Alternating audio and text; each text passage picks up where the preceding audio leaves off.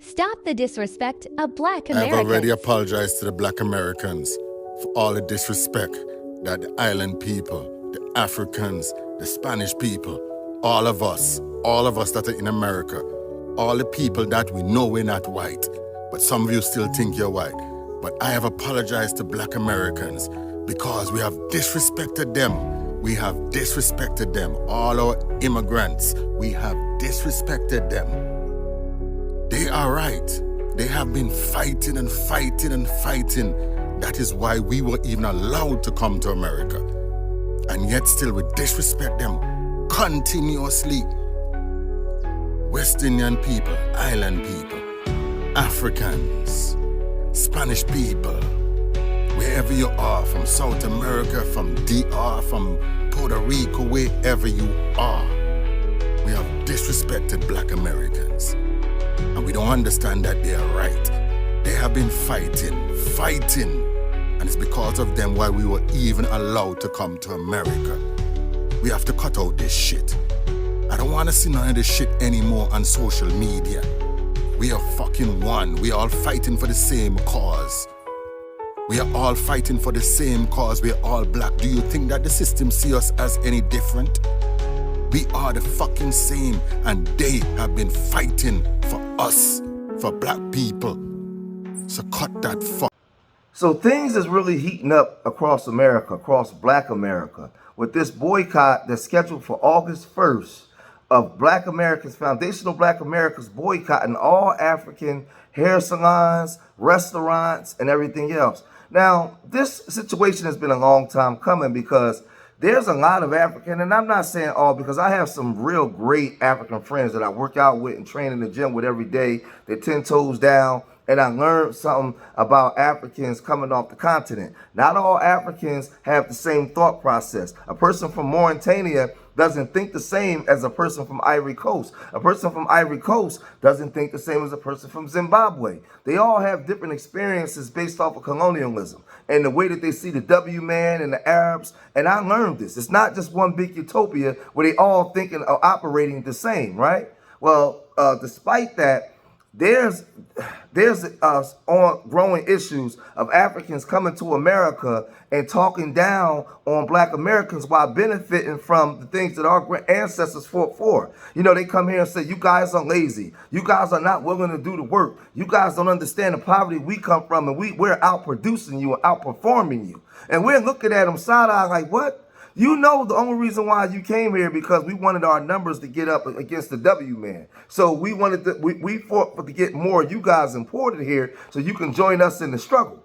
Not for you to come here and say, hey, as if you doing something we didn't do first. Remember, you only came here because you saw the coast was clear and you saw other successful black people. So everything that you're doing, we did first before you. Everything that you're doing. So when you come here and you start saying things that, that the W man said about us, that's crazy. Right? Colonialism has done a number on a lot of you guys, right? But now a lot of Africans are starting to, and Caribbeans are starting to apologize. And they're going online saying what the Caribbean brothers said because they're understanding the fight, they're understanding the struggle, right? And they're coming on now and they're saying this. Black Americans are right to be mad. They are. You see, us immigrants, this country long enough, you should know that. The reason why we're here, the reason why we are allowed to be here is because of the work Black Americans did. Because of the sacrifices they did. Because all the fights they had to fight in order for us, for them, because they didn't do it for us, they did it for themselves, and it's right. But today we are enjoying the fruit of their labor. And we should not forget that. I'm an immigrant. And yes, in my community or in the immigrant community, and nobody can say otherwise, is a lot of disrespect for African American. Being in this country, for the amount of time I have been here, if I act like I don't know that, it means that I'm willingly demeaning them. They are mad. And you know what immigrants should do right now? We should not be arguing with them. We should be quiet and listen. Many immigrant community call them lazy. They're not lazy. They even say they don't have a culture, and that's an insult. Of course they have a culture. Of course they do. In the music, in the food, in the way they live their life, in the way they dress. They have a culture, and by the way, a culture that is a leader in many ways. Our children in Africa dress like black children. Children in Asia dress like black children. Children in Latin America, in Europe. So please stop saying, and it's not only limited to clothing. It's in music, it's in history, it's in literature, it's in science. You're going to come to people's house and you want to look down at them? You want to disrespect them? No doubting the experience, no undermining the experience, no forgetting the accomplishments. To Black Americans, my brothers and sisters, I apologize. Without them, we will not be here. Without them, we will not have the opportunity we have here. But see, a lot of us Black Americans had already peeped game. We had already saw what's going on. But even our hardcore Pan-African brothers was warning us about certain continental Africans. Now our eldest, Professor Smalls, James Smalls, he has a hotel in Ghana. These guys come from the era of the 60s where they was working in cahoots with African countries. They was actually practicing Pan-Africanism.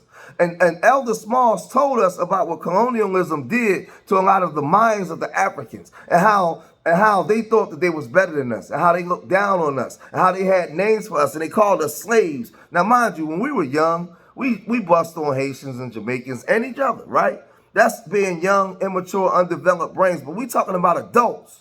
Grown-ups that come here and look at us as slaves, right? Look at us as something that's beneath them. And we was warned by our elders. Our elders, right? Our elders that actually practice Pan-Africanism told us that most of these Africans are not practicing Pan-Africanism. They warned us by saying this. We doing our rallies and our marches. Where's the Africans at on your side? Talk to us really about that, man. See, let me tell you something. We think slavery in America was something. Slavery in Africa is still in force. You talking about deaf, blind, and dumb. Don't confuse you because somebody got on some printed cloth that's printed in Holland or India that you're looking at an African cultural expression. That's not an African cultural expression. That cloth was printed in a European country and then sold to Africans. And they've accepted that as their cloth. You understand what I'm saying? Just that piece. Now, they do speak the language, but they know less about their history than you and I do. So you've got a deaf, blind, dumb, backwards person speaking an African language, coming from the African country, came here to be a parasite on their own people with no respect for themselves as human beings, and then because they speak a language, try to make you play you off like they got something culturally that you don't have. The most culturally enforced African in the world is the African American. Most of the movements that have changed the world, that allow all ethnic nations to profit, has been our movement. And so we get peed on and played down because these people are so punked out and scared of the white man that they feel because they're scared of the white man, they got to be against us. Now that's one of our foundational Black American elders, man, right? And he's been pushing Africa forever, right? To the point he don't just push Africa, he lives in Africa. He lives in Ghana. He has a hotel in Ghana, right? And he's telling us the way a lot of these Africans think that and I've seen it. Now, is that every African? Because like I said, when they had the riots here 4 years ago, I went down to Little Africa in Philadelphia and not one African store was destroyed. Not one window broken. We don't hate Africans at all. We fought for you guys to come here so you guys can flourish. What we don't like is the way that you guys behave, some of you guys behave when you come here. We didn't understand or know that you guys was going to do that. So now we get to the sister Nadine, right? She has the 24-hour hair braiding salon in Bowie, Maryland, right? She has a 24-hour braiding salon in Bowie, Maryland, and she came online to apologize for some of the behaviors of other Africans, right? And I was reading some of the comments. Some of the comments were saying, you ain't got to apologize to those slaves. You ain't got to apologize to nobody, right? And fair enough, right? But this is what she did. No matter what happens on August 1st, we wanted to come to our platform and say something that nobody else has said. We would like you guys to know that. I'm sorry. What's up, nieces? This is Nadine. This is not one of those usual videos where Brandy and I make for commercial purposes. This is one of those videos that I had to make with a heart full of sadness.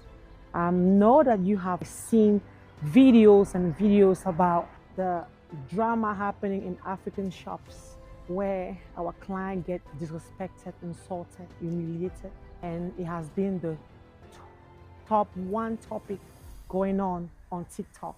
I took my time, I watched it, and I'm here today because deep inside me, my whole soul wants to say, I'm sorry. I am truly sorry, and I'm the voice of those that could not reach you guys because I know our platform is very rich, and I hope that you guys should share this video to express how sorry we, the Africans, we, the immigrants, we are, because I do understand we have done so much wrong. Maybe some people before me, I want to join you in the fight, but not like that. I want us to change. This is a wake-up call for all Africans, immigrants in America. We're brothers. Respect is mutual, because at the end of the day, I don't think Americans hate us. They want that unity. They want to see that in real life. I have done so much community work because it's my way of expressing how you guys are supporting us for the past years.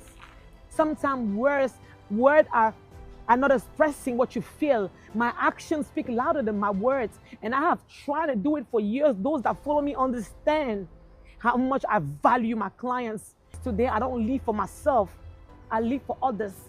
So on behalf of every business out there, a braiding shop, a grocery store, a tailor store, the Nadine'S today are saying we are deeply sorry for everything, and we are taking note, and we will show you the change because it's gonna start now, not on the 1st. I don't want to wait till August 1st. And everyone that listens to this message, you should be grateful for being in a land that they welcomed you. And the least we could do is to express our gratitude by being respectful to each other.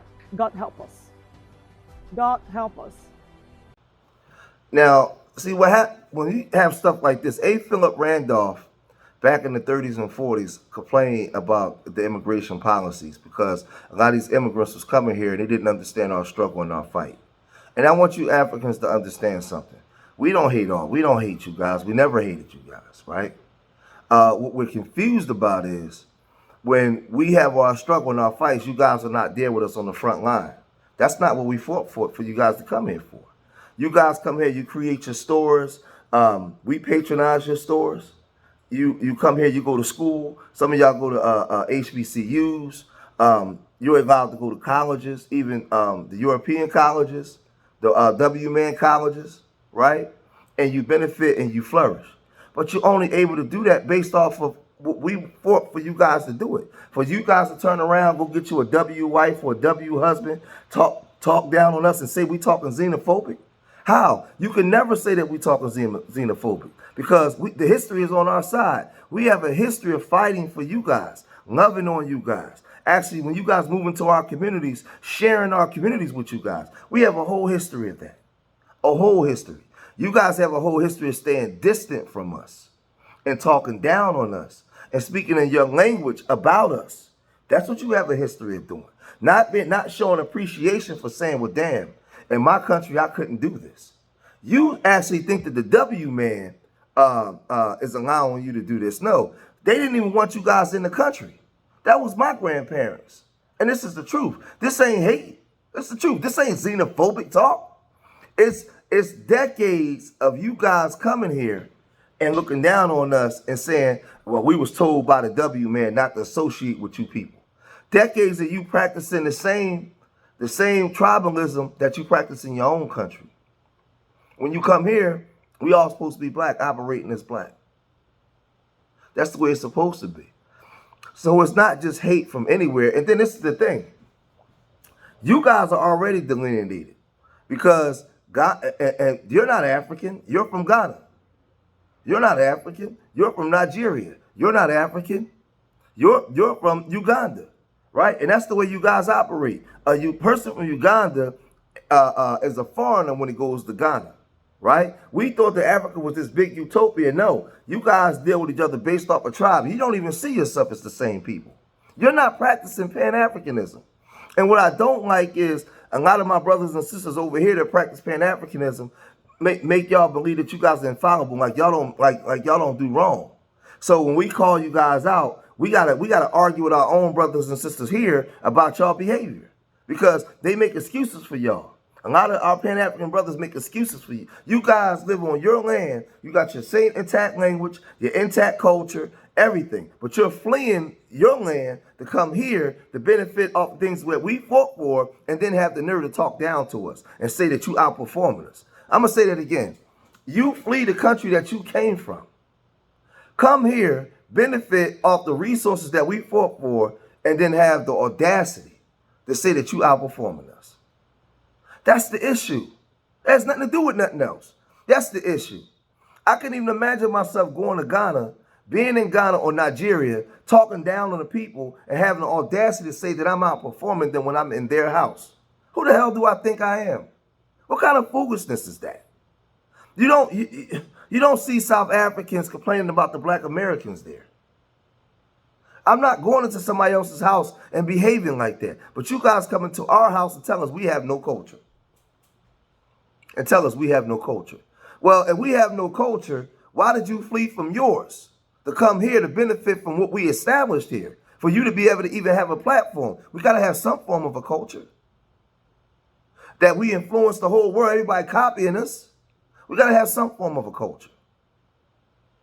And this is the idiotic stuff that goes on, man. And this is the stuff that we're complaining about. So for my African brothers and sisters that may see this video, we don't hate y'all. We don't like what you're doing when you get here. The mindset that you have towards us when you get here. That's what we don't like. That's what we're speaking out against. So stop acting like you tone deaf to what we're saying. Because after this, if you're tone deaf, you're not tone deaf. You're just being disrespectful. You're just carrying on with the disrespect. So I'm going to cut this video short here. If you made it this far in the video, hit that like button. Subscribe to Street Media TV. Leave your comments in the comment section. Let me know what you guys think. Remember, I love y'all. Till the next time. Peace.